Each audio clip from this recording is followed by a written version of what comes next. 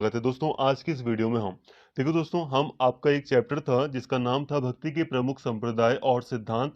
उस चैप्टर का एक टॉपिक था भक्ति के प्रमुख दार्शनिक और उनके सिद्धांत। क्योंकि सिद्धांतों को आचार्यों या दार्शनिकों ने ही बताया तो इसको हमें समझना था। अब फर्स्ट लेक्चर और सेकंड लेक्चर में हमने काफी बातें की थी। स्पेशली सेकंड लेक्चर में हमने दो दार्शनिकों को पढ़ लिया था। शंकराचार्य को हमने पढ़ लिया था। इसके अलावा जो रामानुज थे उनको हमने काफी डिटेल में कवर किया था। रामानुजाचार्य जो थे, रामानुज, इनको हमने काफी डिटेल में कवर कर लिया था। आज की इस वीडियो में हम जो हमारे दार्शनिक रह गए थे जिनको हमने नहीं पढ़ा था उनको कवर करेंगे। प्लीज वीडियो में एंड तक बने रहना, सारी बातें क्लियर हो जाएंगी। तो चलिए बिना देरी के अपनी वीडियो को शुरू करते हैं। उम्मीद करता हूँ आप वीडियो को एंड तक देखेंगे। देखिए, आज जो जिनको हम पढ़ रहे हैं वो है पहले मध्वाचार्य। ठीक है, मध्वाचार्य को आज हम पढ़ रहे हैं। वैसे हम और भी दार्शनिकों को पढ़ेंगे, पहले हम पढ़ रहे हैं मध्वाचार्य को। तो ये भी एक आचार्य रहे हैं जिन्होंने हमें भक्ति के बारे में कुछ सिद्धांत दिए हैं या भक्ति के बारे में कई सारी बातें बताई हैं, इसीलिए हम इनको पढ़ रहे हैं। ठीक है, हमारा जो उद्देश्य था, हमारा जो सिलेबस के अकॉर्डिंग वो ये था कि हमें सिद्धांतों को पढ़ना था। हमने भक्ति के संप्रदायों को पढ़ लिया था और संप्रदायों को हमने देख भी लिया था फर्स्ट लेक्चर में ही, लेकिन हमें सिद्धांतों को समझना था। और जो सिद्धांत थे वो हमें कई सारे आचार्यों ने बताए थे, इसीलिए हम आचार्यों को पढ़ रहे हैं। आज हमारे आचार्य हैं जो अभी हम पढ़ रहे हैं जिनको, वो है मध्वाचार्य। मध्वाचार्य का जन्म बैलीग्राम में एक वेदविद ब्राह्मण के घर में हुआ था। कुछ विद्वान, कुछ लोग रागपीठ नामक नगर में इनका जन्म मानते हैं। इनके पिता का नाम मधीजी भट्ट तथा माता का नाम वेदवती था। इनका बचपन का नाम वासुदेव था। तो ये कॉमन बातें, ही समझाने वाली कोई बात नहीं है। तो सिंपल है कि एक ब्राह्मण परिवार में इनका जन्म हुआ था और इनके पिता का नाम, माता का नाम ये था और इनका बचपन का नाम वासुदेव था। ये जो मध्वाचार्य थे वे कुशाग्र यानी कि तेज बुद्धि के थे, लेकिन फिर भी पढ़ने में इनका मन नहीं लगता था। 11 वर्ष की अवस्था में इन्होंने अद्वैत मत के सन्यासी अच्युत प्रेक्षाचार्य से सन्यास की दीक्षा ली। अद्वैत मत हमने पढ़ लिया ना, अद्वैतवाद वगैरह। तो उसी के एक विद्वान थे, एक सन्यासी थे प्रेक्षाचार्य, जिनसे इन्होंने सन्यास की दीक्षा ली, यानी कि सन्यास की शिक्षा वगैरह इन्होंने ली, इन्होंने सन्यास ले लिया। मध्वाचार्य, ये उनका जीवन काल है। तो मध्वाचार्य भारत में भक्ति आंदोलन के समय के सबसे महत्वपूर्ण दार्शनिकों में से एक थे। वे पूर्ण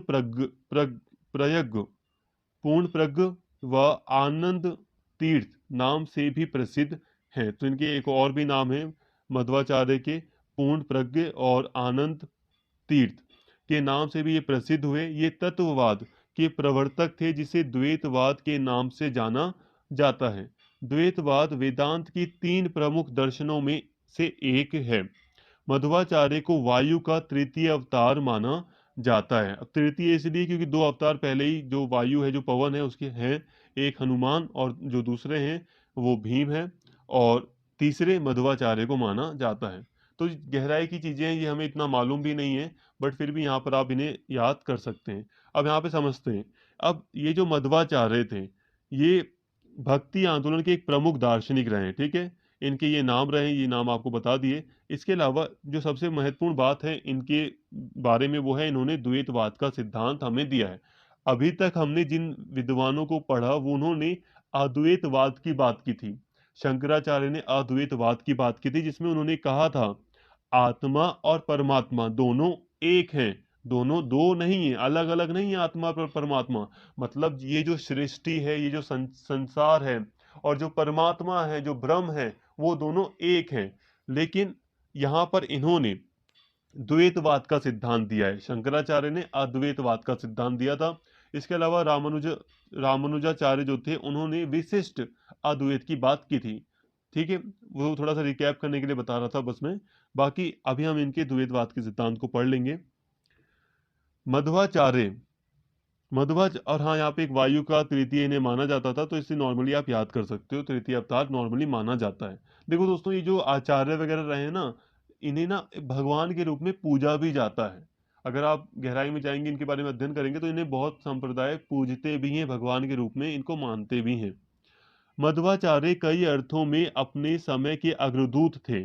वे कई बार प्रचलित रीति रिवाजों के विरुद्ध चले गए और उन्होंने द्वैत दर्शन का प्रतिपादन किया। एक चीज और, हम इन्हें भगवान के रूप में नहीं पढ़ रहे हैं, हम इन्हें दार्शनिक के रूप में पढ़ रहे हैं। अब इनके बारे में जो भी बातें बताई गई हैं हम यहाँ पर बस उसी का अध्ययन कर रहे हैं। मध्वाचार्य जो थे ना, वो कई अर्थों में अपने समय के अग्रदूत थे। समय के अग्रदूत का मतलब उन्होंने अपने समय पर नए विचारों जो थे उसको लाने का प्रयास भी किया। जैसे कि कई सारी जो रूढ़ियां थी, जो पहले के जो प्रचलित रीति रिवाज थे, उनके विरुद्ध वो चले गए थे, आवाज भी उठाई थी उन्होंने। और उन्होंने द्वैत दर्शन यानी कि द्वैतवाद का सिद्धांत दिया है। इन्होंने द्वैत दर्शन के ब्रह्म सूत्र का पर भाष्य लिखा और अपने वेदांत के व्याख्यान की तार्किक पुष्टि के लिए एक स्वतंत्र ग्रंथ अनुव्याख्यान भी लिखा। श्रीमद् भगवद गीता और उपनिषदों पर टीकाएं, महाभारत के तात्पर्य की व्याख्या करने वाला ग्रंथ भारत तात्पर्य निर्णय तथा श्रीमद् भागवत पुराण पर टीका, ये इनके अत्यंत अन्य ग्रंथ हैं। ठीक है, ये ग्रंथ हैं इनके। ऋग्वेद के पहले 40 सूक्तों पर भी एक टीका लिखी और अनेक स्वतंत्र प्रकरणों में अपने मत का प्रतिपादन इन्होंने किया। ऐसा लगता है कि ये अपने मत के समर्थन के लिए प्रस्थान त्रयी की अपेक्षा पुराणों पर अधिक निर्भर थे। थोड़ा समझ लेते हैं इस पॉइंट को। देखिए दोस्तों, इन्होंने द्वैत दर्शन दिया था हमें। अब इन्होंने द्वैत दर्शन के से संबंधित जो ब्रह्म सूत्र थे उस पर इन्होंने भाष्य लिखा। थोड़ा सा इसे कीवर्ड्स की तरह लर्न कर लो कि मध्वाचार्य ने द्वैत दर्शन से संबंधित जो ब्रह्म सूत्र थे उस पर इन्होंने भाष्य लिखा, यानी कि जैसे कि द्वैत मत पर इन्होंने काफी बातें लिखी। ठीक है, इन्होंने टीकाएं लिखी। टीकाओं का क्या मतलब है? देखो, एक रिव्यू होता है ना, जैसे कि एक किताब है, एक कोई सी भी किताब, जैसे कि भगवत गीता है, तो भगवत गीता के बारे में इन्होंने और भी चीजें लिख दी। किसी चीज के ऊपर आपको कहा जाए कि आपको लिखना है तो वो टीकाएं उन्हें हम कहते हैं। उपनिषदों पर इन्होंने कई सारी टीकाएं लिखी हैं, मतलब उपनिषदों के बारे में इन्होंने सारी बातें लिखी हैं। क्या सही है क्या गलत, उस उन्होंने अपनी किताबों में उनको भी शामिल किया है। मतलब देखो, ये श्रीमद् भगवद गीता हो गई, उपनिषद वगैरह हो गई, ये तो भारत के प्राचीन धर्म ग्रंथ रहे हैं, धर्मशास्त्र वगैरह में ये शामिल रहे हैं। इनके ऊपर अपना विचार दिया है इन्होंने। क्या किया है इन्होंने? अपना विचार दिया है। इन्होंने उपनिषद नहीं लिखी, इन्होंने श्रीमद् भगवद गीता नहीं लिखी। मध्वाचार्य ने क्या किया? टीकाएं लिखी। इन्होंने इस पर अपना विचार लिखा है काफी डिटेल में, इन्होंने ग्रंथ लिखा है, इसे आप लर्न कर सकते हैं। ठीक है, और यहाँ पर एक शब्द है, और यहाँ पे ऋग्वेद के पहले, अब ऋग्वेद वगैरह है ना, तो उसके पहले 40 सूक्तों पर भी देखो 40 कुछ नियम वगैरह थे। सूक्त मतलब आप इन्हें, सूक्तों को बहुत सारे सूक्त दिए गए। सूक्त मतलब जैसे कि काव्य वगैरह होते हैं ना, तो वैसे ऋग्वेद में बहुत सारे सूक्त लिखे हैं काव्य के रूप में। तो उस पर इन्होंने अपनी टीका लिखी है, अपनी एक अलग किताब लिखी है, या आप कह लो अपने विचार लिखे हैं, अपने अर्थों में इन्होंने समझाने का प्रयास किया है इन सूक्तों को। ठीक है, अनेक स्वतंत्र प्रकरणों में इन्होंने अपने मत प्रकट किए हैं। तो ये सारी चीजें हैं। और ऐसा लगता है इन्होंने जो भी ग्रंथ वगैरह लिखे हैं, जो भी विचार वगैरह लिखे हैं, ऐसा लगता है कि इन्होंने पुराणों पर अधिक विचार, अपने जो विचार हैं इन्होंने पुराणों से ज्यादा लिए हैं। मतलब जैसे कि उपनिषद है, भगवत गीता वगैरह है, उसकी तुलना में इन्होंने पुराणों पर अधिक बल दिया है। जो पुराण है ना भारतीय इतिहास के, उस पर इन्होंने ज्यादा बल दिया है। यहाँ पर एक शब्द है प्रस्थान त्रयी। तो प्रस्थान त्रयी की अपेक्षा इन्होंने पुराणों पर बल दिया। तो प्रस्थान त्रयी का मतलब है भगवत गीता, ब्रह्म सूत्र, उपनिषद, और सामूहिक रूप से, मतलब जब ये जो ग्रंथ है, जो प्राचीन भारत के इतिहास के, धार्मिक संबंधित भी कह सकते हो, इनको हम सामूहिक रूप से प्रस्थान त्रयी कहते हैं। तो इनकी अपेक्षा इन्होंने पुराणों पर अधिक बल दिया है। यहाँ तक जितनी बातें समझ में आई उसे थोड़ा सा समझो और होल्ड करो। अभी हम आगे बढ़ रहे हैं, पूरी बात एक बार सुन लोगे तो सारी चीजें हम कंक्लूड कर लेंगे। अब बात करते हैं कि श्री मध्वाचार्य ने प्रस्थान त्रयी ग्रंथों यानी कि श्रीमद् भगवद गीता, उपनिषद वगैरह के जो ग्रंथ हैं उनसे अपने द्वैतवाद सिद्धांत का विकास किया। ठीक है, जो ग्रंथ वगैरह थे भगवद गीता वगैरह, उनसे इन्होंने अपने द्वैतवाद का सिद्धांत का विकास किया। ये क्या है अभी समझ लेते हैं। मध्वाचार्य ने सृष्टि और ब्रह्म, ब्रह्म मतलब आप ईश्वर समझो, ठीक है, सृष्टि और ब्रह्म को अलग माना है। उनके अनुसार विष्णु भौतिक संसार मतलब जो आज का जो संसार है, पृथ्वी है, जिसको हम छू सकते हैं, ठीक है, उसे हम भौतिक चीजें कहते हैं, ठीक है।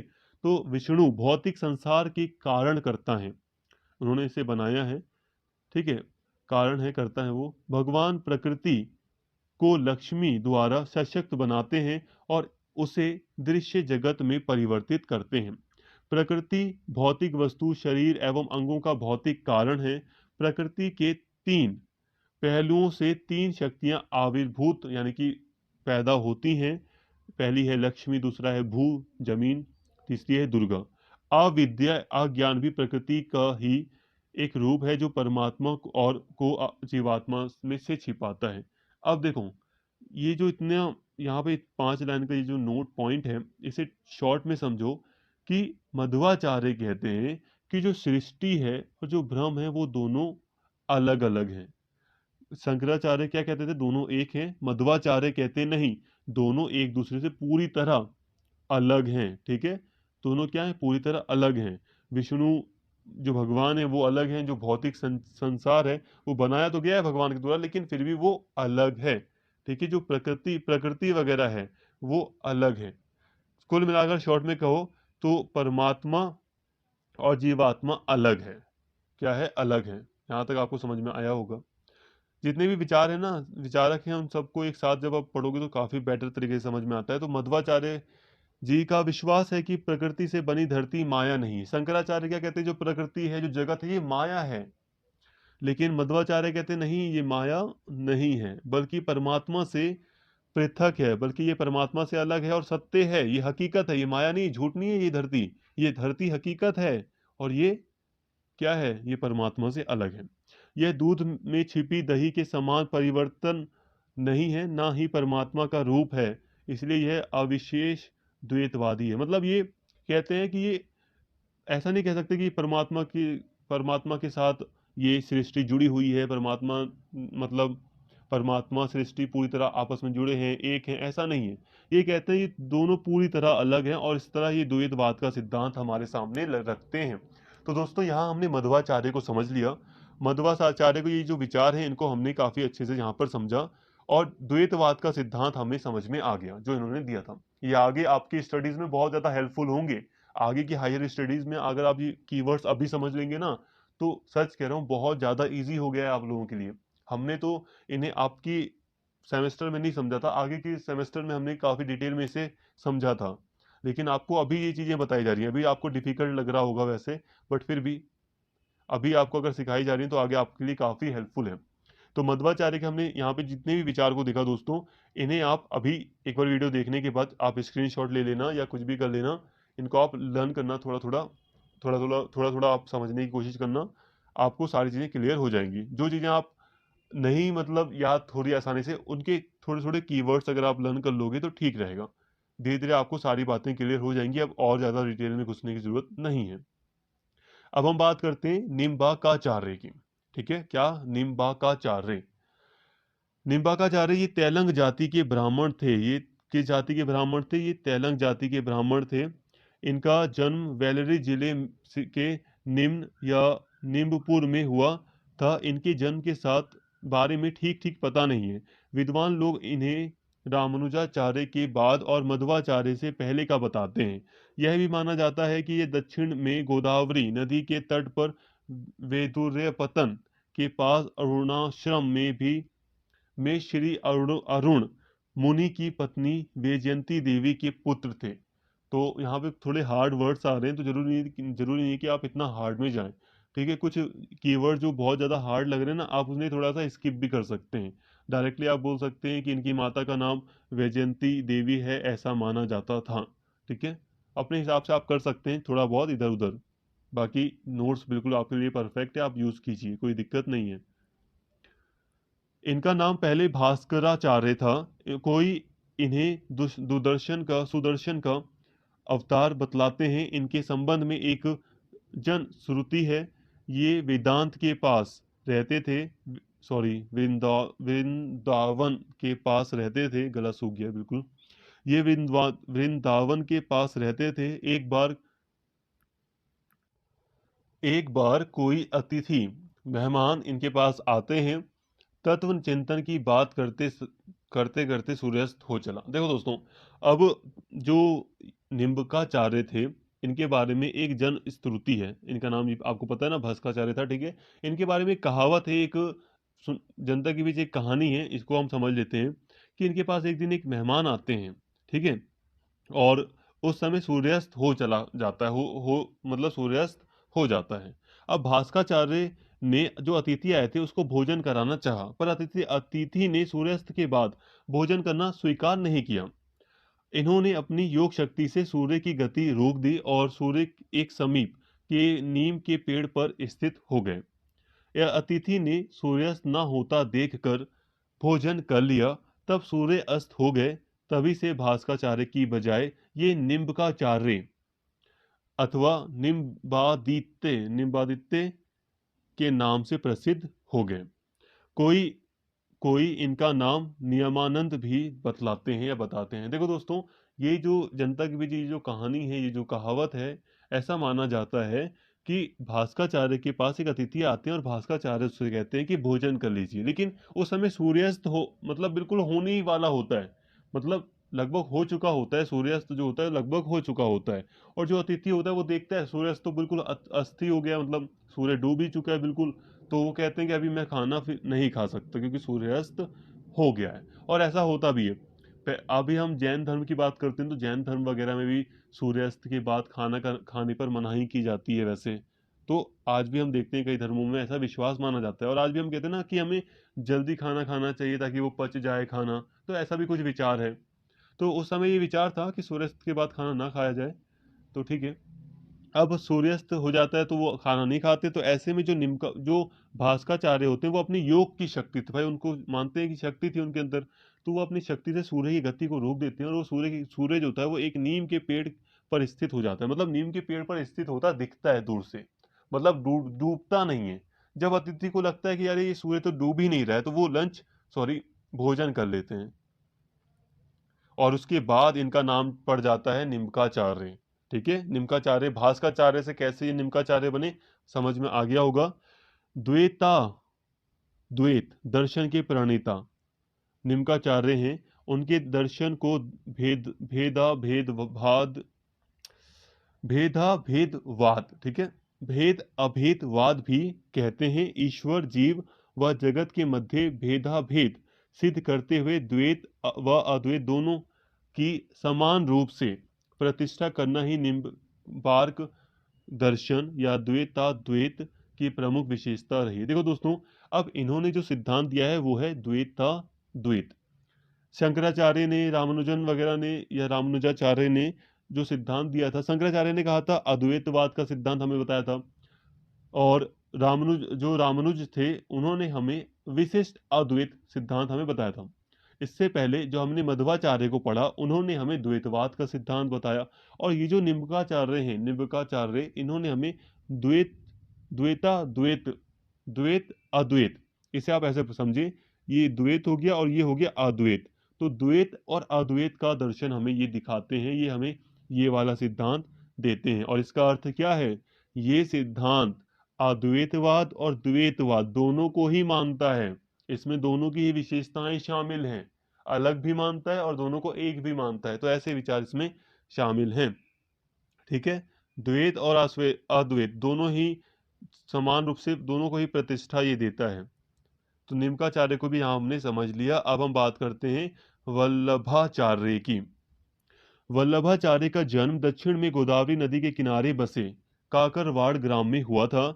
इनका परिवार तेलुगु ब्राह्मण था। इनके पिता का नाम लक्ष्मण भट्ट था और माता का नाम इल्मा गारू था। वल्लभ जो थे वो दिग्विजय नामक ग्रंथ में इनके पूरे जीवन चरित का वर्णन है। वल्लभ दिग्विजय नामक ये पूरा ग्रंथ का नाम है, वल्लभ दिग्विजय। तो इस ग्रंथ में इनके जीवन काल से संबंधित सारी बातें हमें मिलती हैं। इन्होंने 10 वर्ष की अल्प आयु में ही वेद, पुराण, उपनिषद का अध्ययन कर लिया था। इन्होंने उत्तर भारत की अनेक यात्राएं की थी। गोकुल, गोवर्धन आदि की यात्राएं करके इन्होंने श्रीनाथ के मंदिर की स्थापना की। देखो दोस्तों, इनका जन्म दक्षिण भारत में हुआ था, ठीक है। दक्षिण भारत में वल्लभाचार्य का जन्म हुआ था और इन्होंने उत्तर भारत की काफी यात्राएं की थी और इन्होंने श्रीनाथ मंदिर की भी स्थापना की। इनका विवाह महालक्ष्मी नामक कन्या से हुआ। इनके यशस्वी पुत्र गोस्वामी विठलनाथ थे। वल्लभ वल्लभाचार्य विष्णु स्वामी नामक आचार्य परम की परंपरा में आते हैं। इन्होंने रुद्र संप्रदाय चलाया, जिसे शुद्ध अद्वैत शुद्ध अद्वैत कहा जाता है। कहते हैं वल्लभाचार्य तक आते आते इस संप्रदाय के 700 आचार्य हो चुके थे। वल्लभ संप्रदाय में विष्णु स्वामी को ही इस परंपरा का आदि आचार्य माना गया है। देखिए दोस्तों, यहाँ पर ना समझाने से ज़्यादा ना थोड़ी सी रटने वाली चीज़ें हैं। जो चीज़ें डायरेक्टली हैं वो डायरेक्टली कही जाएंगी। अब मैं क्या कहूँ, ये चीज़ें थोड़ी सी रटने वाली हैं। अब इनके आचार्य कौन थे, थोड़ा सा नाम आपको याद करना पड़ेगा। इन्होंने क्या सिद्धांत दिया, शुद्ध अद्वैत का सिद्धांत दिया, पूरी तरह अद्वैत का सिद्धांत इन्होंने दिया। ठीक है, शुद्ध अद्वैत की बात की इन्होंने। इन विष्णु स्वामी,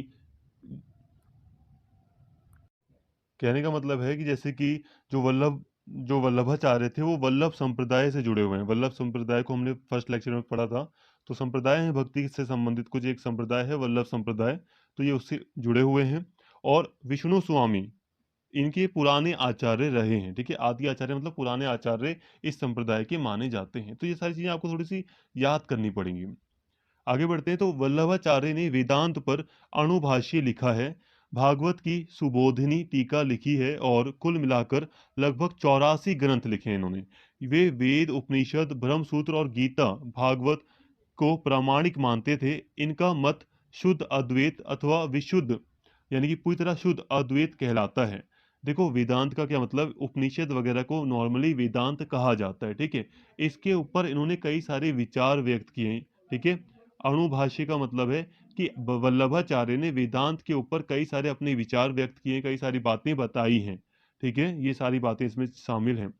और ये जो वल्लभाचार्य हैं, ये वेद, उपनिषद वगैरह को, गीता वगैरह को काफी प्रमाणिक मानते हैं। मतलब बिल्कुल एक प्रमाण के, एक एविडेंस के तौर पर देखते हैं। बिल्कुल बिल्कुल सही मानते हैं।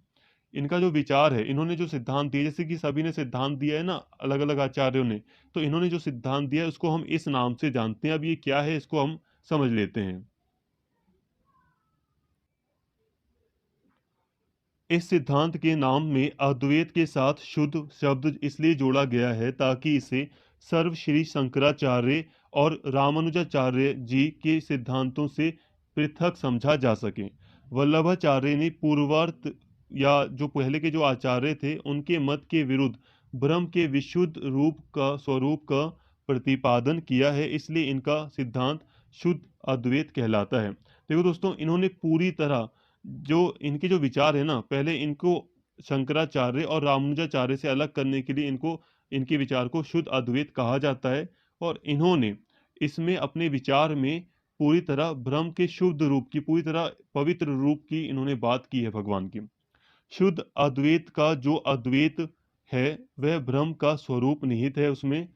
ब्रह्म को दोष रहित, सर्वगुण संपन्न, स्वतंत्र जड़ शरीर के गुणों से रहित कर पाद, मुख, पाद मतलब यहाँ पे पैर, मुख तथा उदर इत्यादि के अवयवों से आनंद स्वरूप और त्रिविधि विविध भेद त्रिविध भेद से रहित माना है। इसकी पुष्टि आपने अपने ग्रंथ तद्वार्थ इन्होंने अपने ग्रंथ तद्वार्थ दीप निबंध के शास्त्रार्थ प्रकरण में की है। देखिए दोस्तों, सिंपल शब्दों में समझते हैं। शुद्ध अद्वैत का जो मतलब है ना, वो है कि जो ब्रह्म है, जो ईश्वर है, वो पूरी तरह पवित्र है, पूरी तरह वो शुद्ध, उसमें कोई दोष नहीं है। ठीक है, किसी प्रकार का इसमें दोष नहीं है, सब कुछ सद्गुण रहित। तो यहाँ पे ये इनके विचार हैं। तो यहाँ तक दोस्तों हमने जितनी भी बातें करी उसमें हमने विभिन्न आचार्यों के सिद्धांतों को समझ लिया है। सारी चीज़ें कवर हो ही गई हैं। जो भी चीज़ें नहीं समझ में आई उसके लिए यही तरीका है कि एक बार आप वीडियो को दोबारा थोड़ा थोड़ा करके, एक बार आप वीडियो को पूरा एक बार अगर देख लेंगे, समझ लेंगे अच्छे से, तो आपको सारी चीज़ें बेटर तरीके से समझ में आ जाएंगी। पहली बार हर चीज़ को समझना थोड़ा डिफिकल्ट होता है। उम्मीद करता हूँ दोस्तों वीडियो आपको पसंद आई होगी। अगर आपको वीडियो अच्छी लगी हो तो प्लीज़ चैनल को सब्सक्राइब कर लें और इस वीडियो को ज़्यादा से ज़्यादा शेयर करें और लाइक करें। Thank you.